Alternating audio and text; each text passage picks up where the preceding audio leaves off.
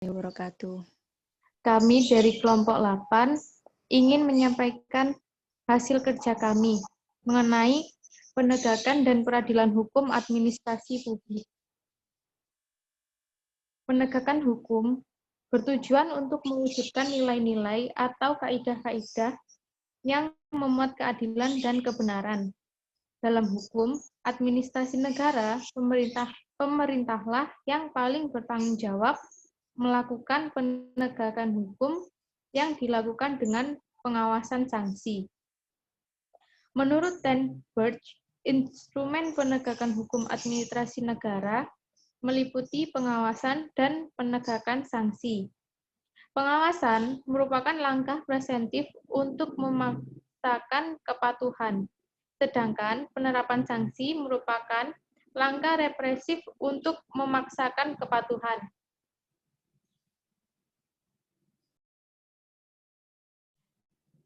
Lembaga Pengadilan Administrasi Negara adalah salah satu badan peradilan yang melaksanakan kekuasaan kehakiman.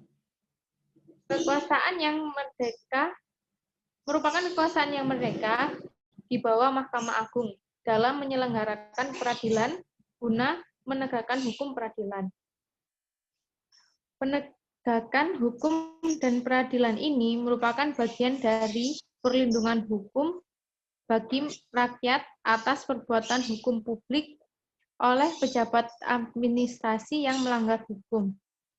Dengan demikian, dapat dikatakan bahwa meskipun segala bentuk tindakan pejabat administrasi negara telah diatur dalam norma-norma hukum, administrasi negara akan tetap hukum administrasi negara akan tetapi bila ada lembaga penegak hukum dari hukum administrasi negara itu sendiri, maka norma-norma tersebut tidak mempunyai arti apa-apa. Selanjutnya akan dilanjutkan oleh Mbak Erika.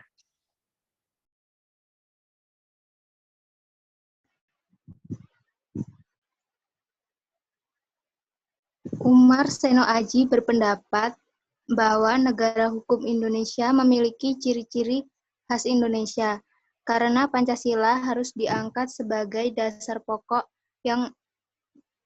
dan sumber hukum. Maka negara hukum Indonesia dapat pula dinamakan negara hukum Pancasila.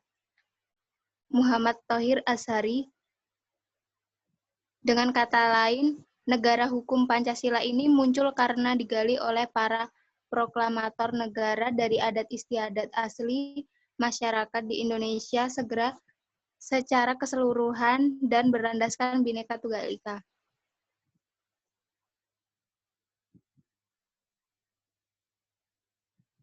Berdasarkan pasal 24 ayat 3, amandemen ketiga Undang-Undang Dasar 1945 yang disahkan 10 November 2001, pasal 10 ayat 2 Undang-Undang Nomor 4 Tahun 2004 tentang kekuasaan kehakiman dikenal 4 lingkungan lembaga peradilan, yaitu peradilan umum, peradilan agama, peradilan militer, dan peradilan tata usaha negara.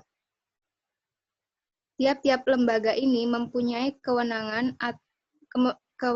dan fungsi masing-masing, sehingga lembaga-lembaga peradilan ini mempunyai kompetensi absolut yang berbeda satu dengan lainnya. Peradilan Administrasi Negara (PTUN) dan perlindungan hukum bagi masyarakat di Indonesia. Tujuan pembentukan dan kedudukan suatu peradilan administrasi negara dalam suatu negara terkait dengan falsafah negara yang dianutnya. Selanjutnya akan dijelaskan oleh Mbak Vina.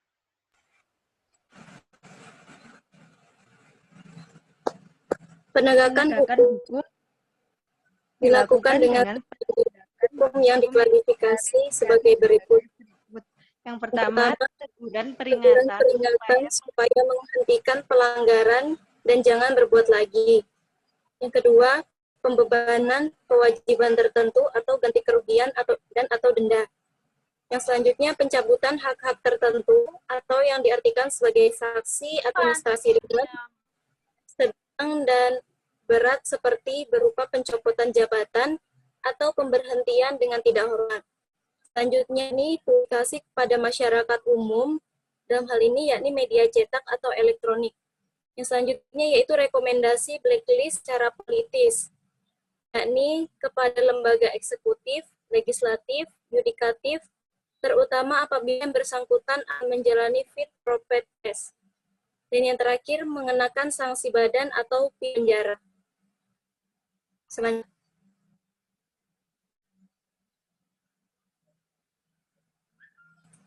Fungsi peradilan tata usaha negara.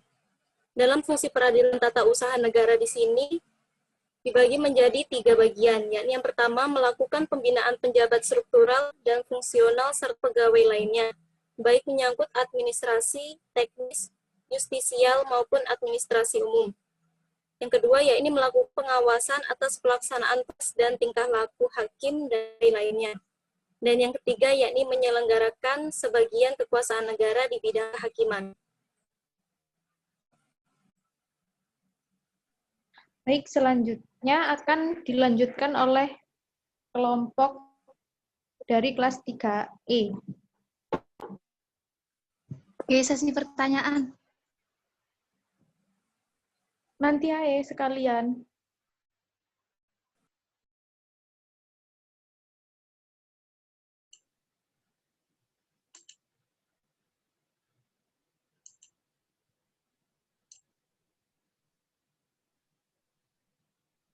Ya. Oke, Assalamualaikum warahmatullahi wabarakatuh. Waalaikumsalam. Waalaikumsalam warahmatullahi wabarakatuh.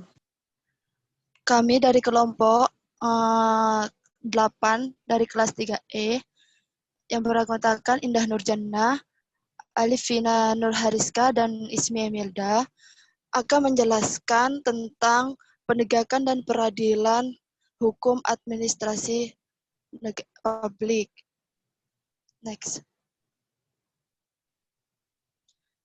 Nah, apa itu hukum administrasi publik? Hukum administrasi publik adalah hukum tentang pengadministrasian negara, yaitu mengenai pemerintahan dan segala peraturan-peraturan di dalamnya, serta bagaimana menjalankan fungsi dan tugas pemerintahan tersebut dalam bidang kehidupan masyarakat dengan tujuan untuk meningkatkan kesejahteraan umum.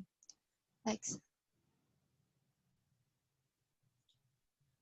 Nah, menurut Sabjipto Raharjo, penegakan hukum merupakan usaha untuk mewujudkan ide-ide atau konsep-konsep seperti keadilan, kebenaran, dan kemanfaatan yang abstrak menjadi kenyataan.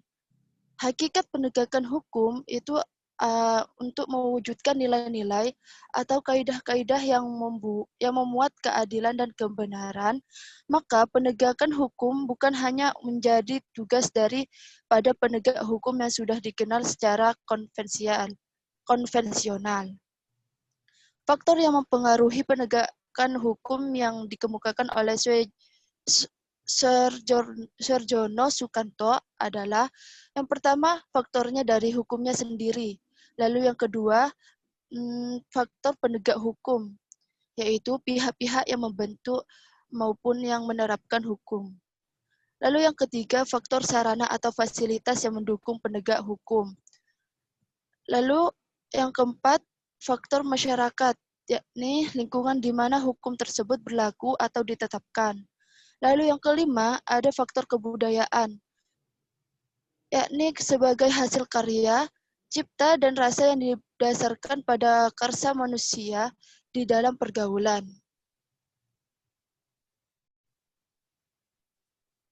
Penegakan hukum administrasi ada dua, yaitu secara preventif dan represif. Secara preventif, penegakan hukum yaitu serangkaian upaya tindakan yang dimaksudkan sebagai pencegahan agar tidak terjadi pelanggaran atau penyimpangan ketentuan yang ada.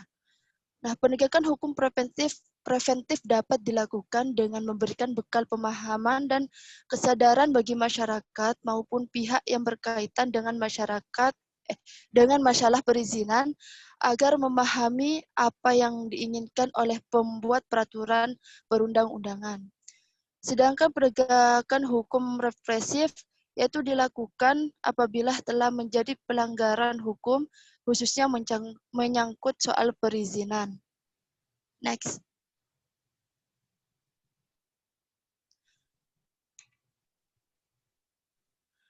Instrumen penegakan hukum administrasi negara meliputi pengawasan dan sanksi.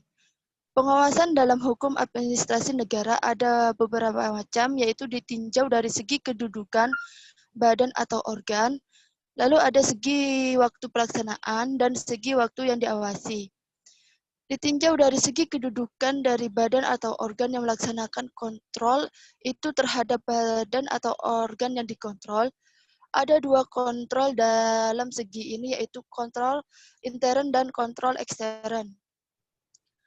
Kontrol intern berarti bahwa pengawasan itu dilakukan oleh badan yang secara organisatoris atau struktural masih termasuk dalam lingkungan pemerintahan sendiri. Lalu pengawasan dalam bentuk ini dapat dilakukan dengan cara pengawasan atasan langsung atau pengawasan melekat. Pengawasan intern dapat dibedakan antara pengawasan intern dalam arti sempit, di mana antara pejabat yang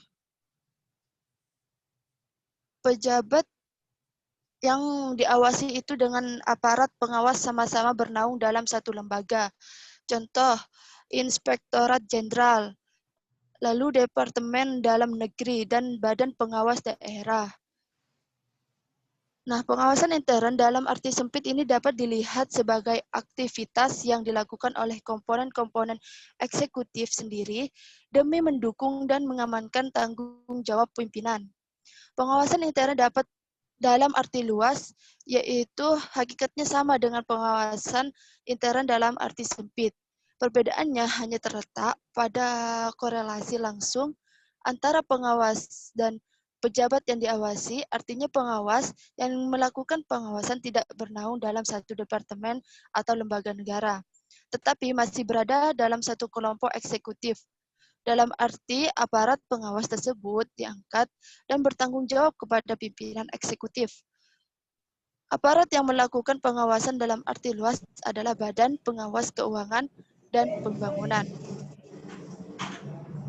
Lalu ada kontrol ekstern, yaitu pengawasan yang dilakukan oleh organ atau lembaga yang secara organisatoris atau struktural berada di luar pemerintah. Pengawasan ini dilakukan oleh orang atau badan yang ada di luar lingkungan unit organisasi yang bersangkutan tidak mempunyai hubungan kedinasan dengan unit organisasi yang diawasi. Pengawas tidak tunduk terhadap pimpinan organisasi atau unit kerja yang diawasi.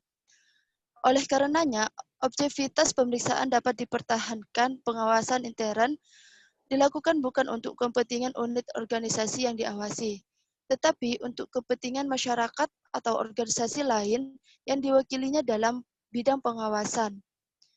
Contoh pengawasan ekstern adalah pengawasan yang dilakukan oleh Badan Pemeriksa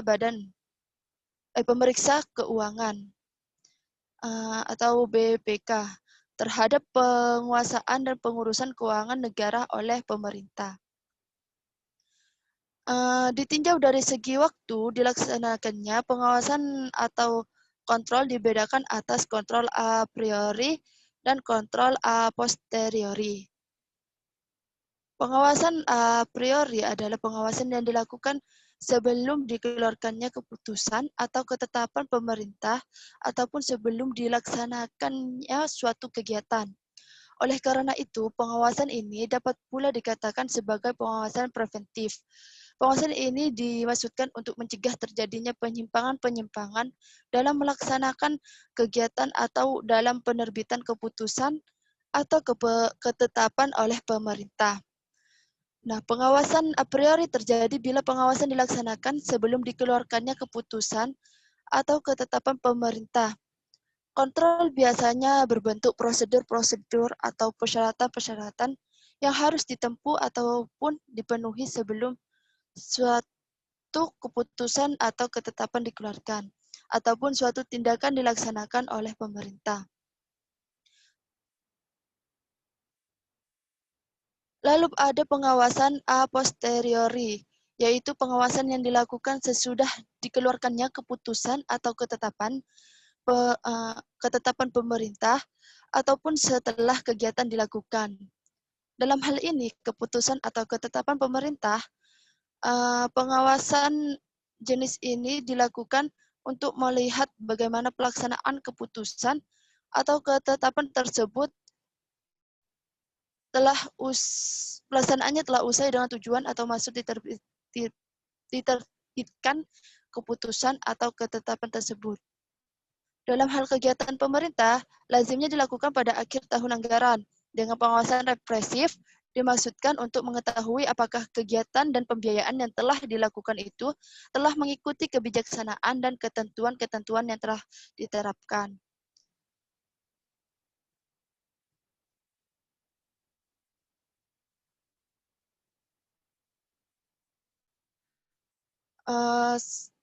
Lalu ada sanksi. Sanksi dalam hukum administrasi negara yaitu merupakan penerapan kewenangan pemerintah di mana kewenangan ini berasal dari aturan hukum administrasi negara tertulis dan tidak tertulis. Selanjutnya akan dijelaskan oleh Mbak Indah Nurjana. Next.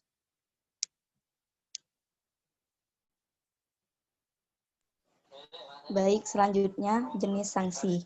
Jenis sanksi ini terbagi menjadi 3. Yang pertama, sanksi reparatoir, yaitu sanksi yang diberikan sebagai reaksi atau pelanggaran norma yang ditujukan untuk mengembalikan pada kondisi semula. Yang kedua, sanksi punitif. Sanksi ini semata-mata ditujukan untuk memberikan hukuman pada seseorang. Yang ketiga, sanksi regresif, yaitu sanksi yang diterapkan sebagai bentuk dari ketidakpatuhan. Selanjutnya,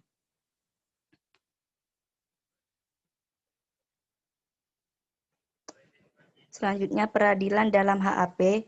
Peradilan adalah segala sesuatu yang berhubungan dengan tugas negara untuk menegakkan hukum dan keadilan.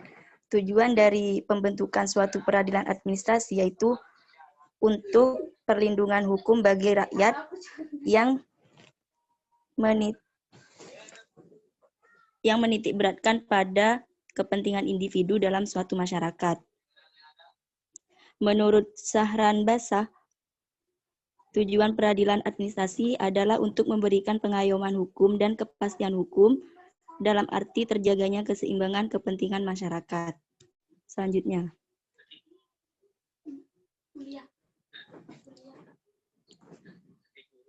Tujuan peradilan administrasi ada 2, secara preventif dan represif. Secara preventif yaitu mencegah tindakan-tindakan badan atau pejabat tata usaha negara yang melawan hukum atau merugikan rakyat. Sedangkan secara represif ditujukan terhadap tindakan-tindakan pejabat yang melawan hukum dan merugikan rakyat. Selanjutnya dilanjutkan oleh Mbak Vina.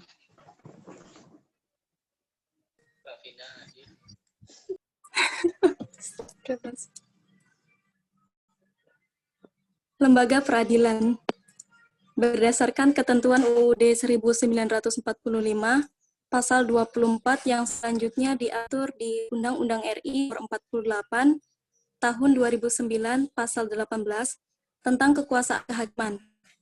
Menurut undang-undang tersebut, kekuasaan kehakiman di Indonesia ada pada 2 badan, yaitu Mahkamah Agung dan Badan Peradilan yang berada di bawahnya dalam lingkungan peradilan umum, lingkungan peradilan agama, lingkungan peradilan militer, lingkungan peradilan tata usaha negara, dan Mahkamah Konstitusi. Penegakan hukum melalui badan peradilan menempati kedudukan yang sangat strategis. Selanjutnya,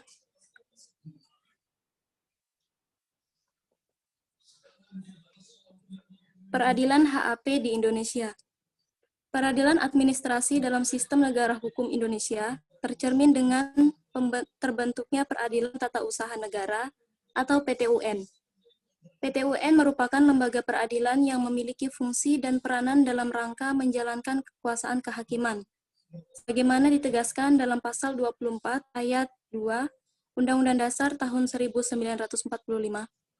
Hakikat keberadaan PT UN di negara Indonesia sebagai bentuk peradilan administrasi yang secara khusus bertujuan untuk menyelesaikan perselisihan atau sengketa di bidang tata usaha negara atau TUN antara warga negara dengan pejabat TUN. Objek sengketa yang diperkarakan dalam PT UN adalah keputusan tata usaha atau KTUN yang dikeluarkan oleh pejabat TUN yang pada dasarnya dianggap merugikan atau menimbulkan ketidakadilan kepada masyarakat, baik secara individual maupun badan hukum perdata.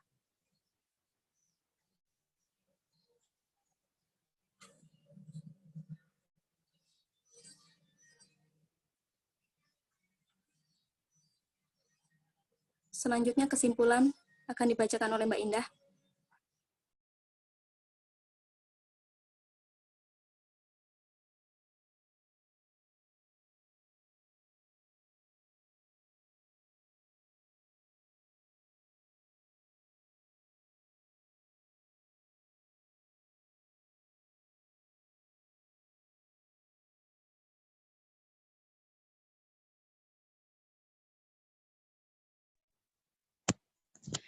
Baik, kesimpulannya yaitu penegakan dan keadilan dalam hukum administrasi publik ini merupakan bagian dari perlindungan hukum bagi rakyat atas perbuatan hukum publik oleh pejabat administrasi negara yang melanggar hukum, ataupun sebaliknya.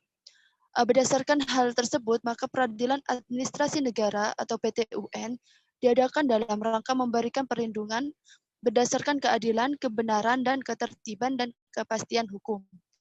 Dan juga untuk mewujudkan ide-ide atau konsep-konsep keadilan, kebenaran, dan kemanfaatan yang abstrak menjadi kenyataan. Baik, sekian dari kelompok 8 kelas 3E. Nah, jika ada pertanyaan, silahkan.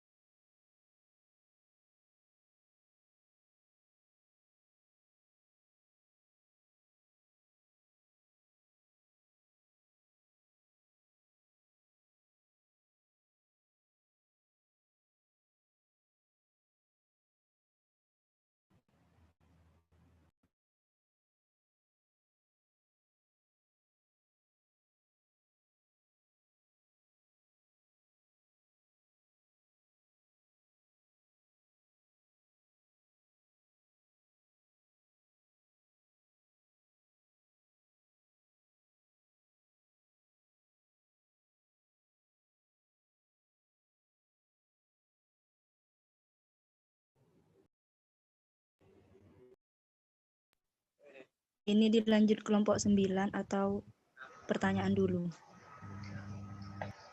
Mau bertanya, Mbak? Iya, silakan. Sama kelompok 8 kelas A.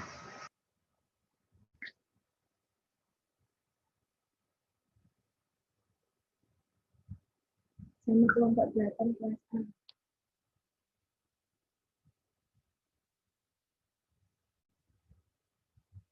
Kelompok berapa, Mbak? Kelompok 8 kelas A. Iya, silakan. Selain hukum pidana, proses legislatif dimulai dalam hukum administrasi negara. Apa makna asasnya dan apa dasar hukumnya?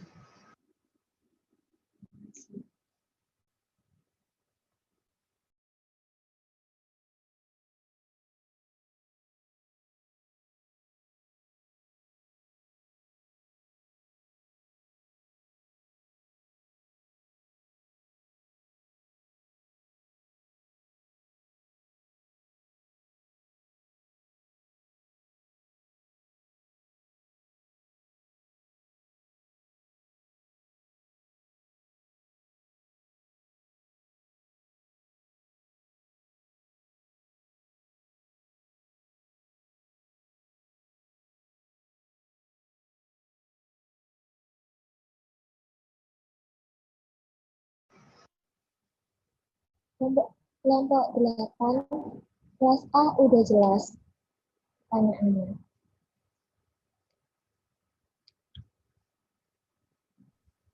Mbak, nggak dengar pertanyaannya. Suaranya nggak jelas, Mbak. Selain hukum pidana, asas legislatif dikenal dalam hukum administrasi negara.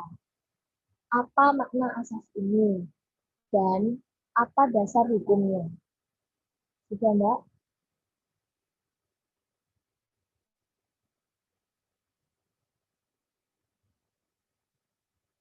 Gimana Mbak Erika, sudah?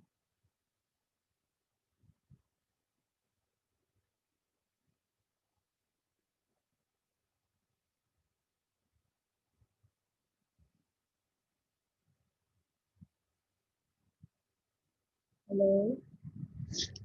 Sudah apa belum, Mbak?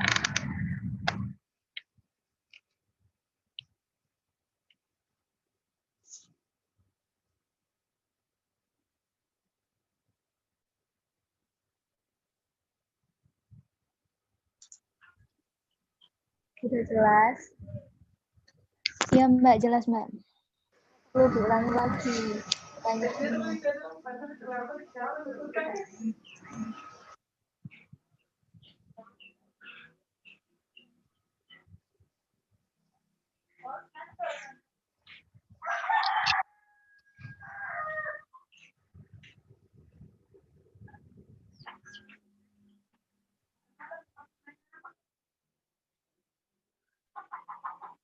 Mungkin ada yang ingin bertanya lagi. Silahkan.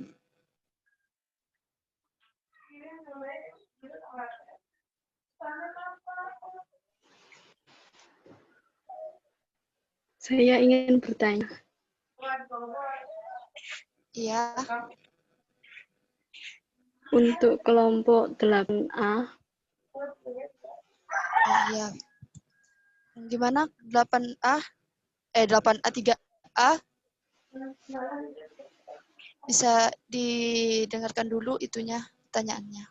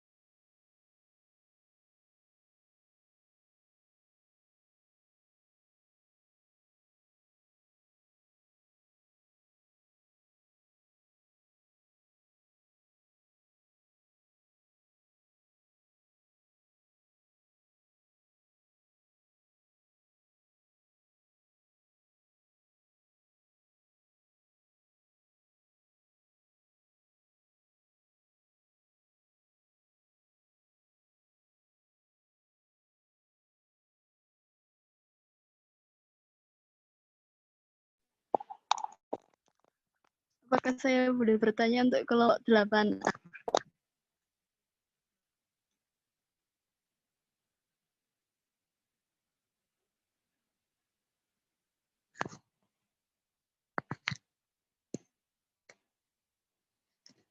Sebentar dulu ya, nunggu jawaban. Oh, iya, siap. Atau bisa ditampung dulu pertanyaannya. Pertanyaannya biar itu dikasih tahu, biar ditampung dulu sama 3A.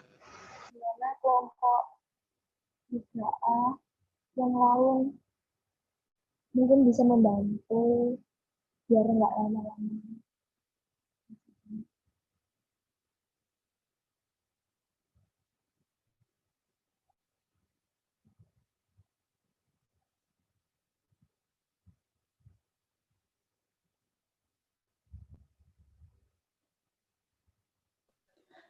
Atau kita lanjut kelompok 9, nanti jawabannya di akhir. Ini emang biasa. Saya akan menjawab pertanyaan dari Mbak Salvina. Ya, Mbak. Selain hukum pidana, asas legislatif dikenal pula dengan dalam hukum administrasi negara. Apa makna asas ini dalam HAN dan apa dasar hukumnya? Asas legislatif mengandung makna yang luas. Asas ini selalu dijunjung tinggi oleh setiap negara yang menyebut dirinya sebagai negara hukum. Legalitas adalah asas pokok dalam negara hukum selain asas perlindungan, kebebasan, dan hak asasi manusia. Asas legalitas dan dalam HAN di lapangan HAN atau HTN, asas ini dikenal dengan istilah Wetmatigheid van het bestuur, yang mengandung arti setiap tindakan pemerintahan itu harus ada dasar hukumnya dalam suatu peraturan perundang-undangan.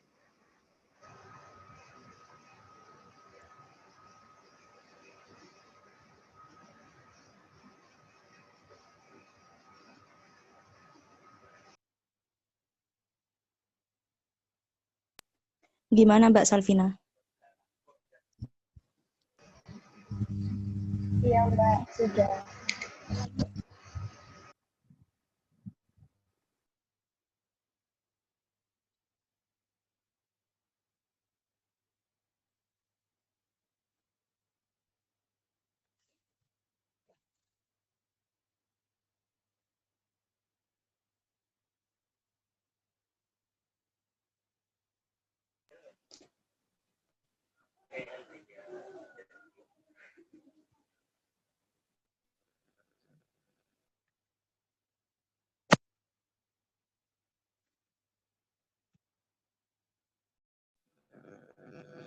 Pertanyaan selanjutnya tadi, silahkan. Ingin bertanya apa? Baik, terima kasih atas kesempatan yang telah diberikan. Kenalkan, saya Najma Laili. Saya ingin bertanya untuk kelompok 8A. Apa saja contoh kasus di Pengadilan Tata Usaha Negara itu? Sekian pertanyaan dari saya. Terima kasih.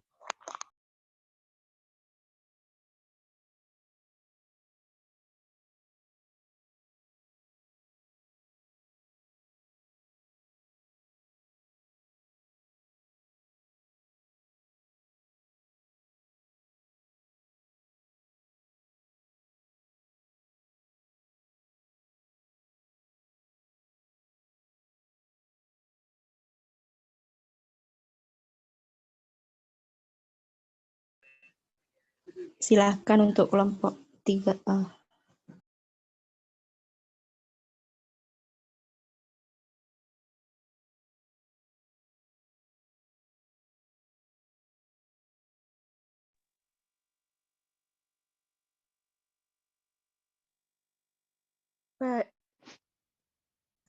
Baik, Mbak, saya akan menjawab pertanyaan yang barusan. Contoh kasus di Pengadilan Tata Usaha Negara, yaitu seperti gugatan perizinan, pertanahan, kepegawaian, pemilihan kepala daerah, badan hukum, dan keterbukaan informasi publik. Sudah, Mbak, itu aja. Apa kurang jelas?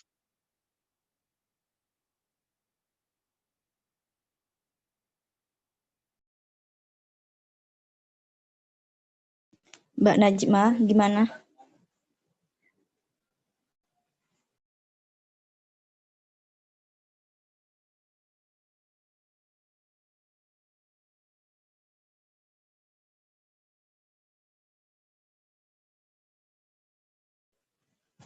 Mungkin ada yang mau bertanya lagi. Tanya apa jangan kenal.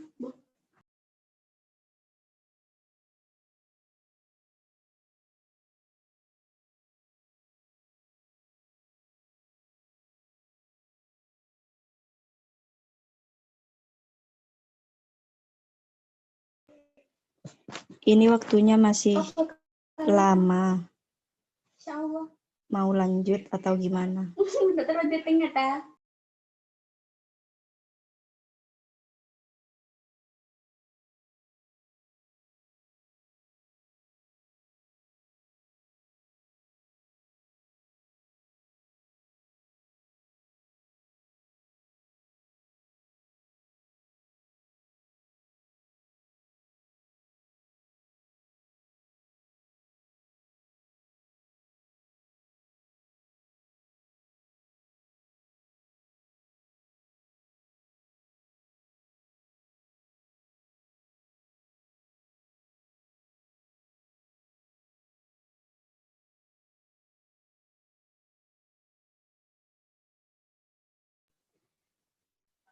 Teman-teman ada yang mau nanya lagi?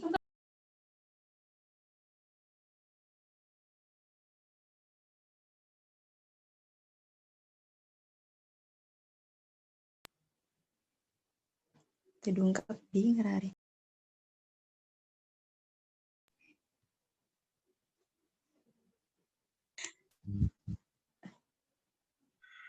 Halo, hai.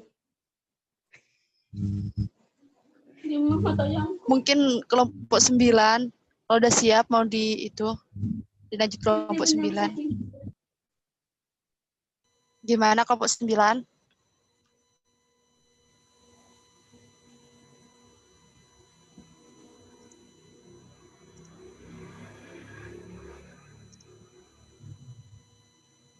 Sebelum lanjut ke kelompok 9, saya akhiri dari kelompok 8. Mohon maaf apabila terdapat kesalahan, kekurang pahaman. Kami mohon maaf. Wassalamualaikum warahmatullahi wabarakatuh. Waalaikumsalam warahmatullahi wabarakatuh.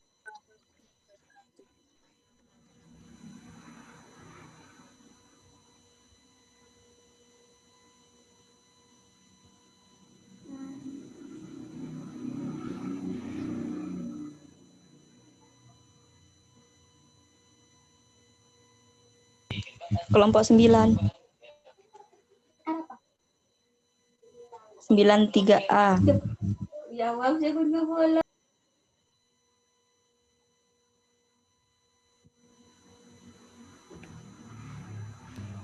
Atau 93E sudah siap?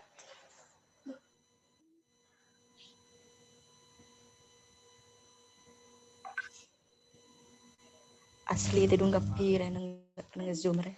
Ada orang.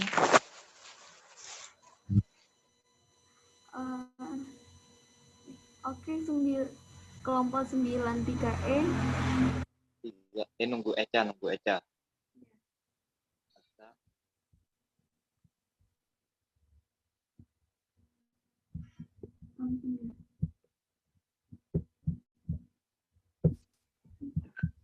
Terima kasih untuk perhatiannya dan pertanyaannya kepada kelompok 3A.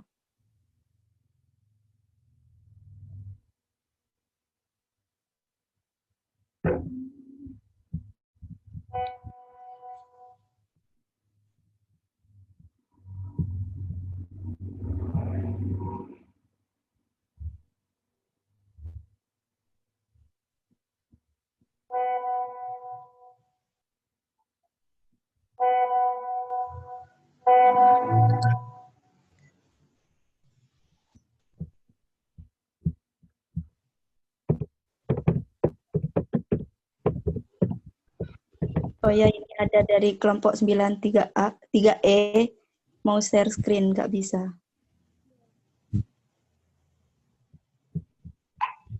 Mungkin dijadikan host atau gimana?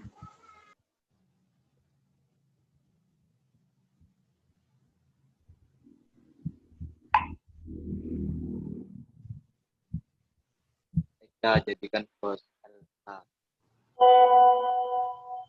Masih belum jadikan host.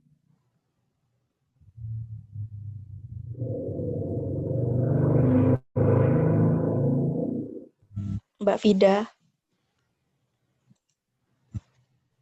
Mbak Vida.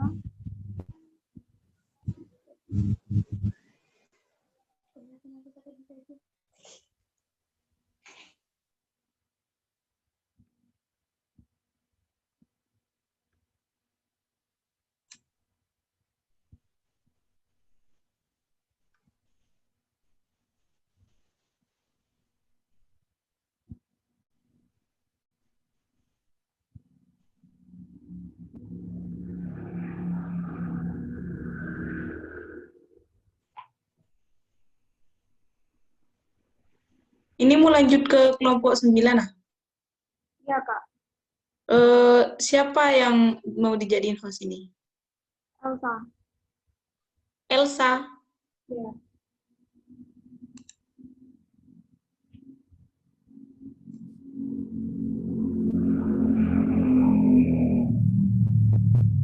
Ya.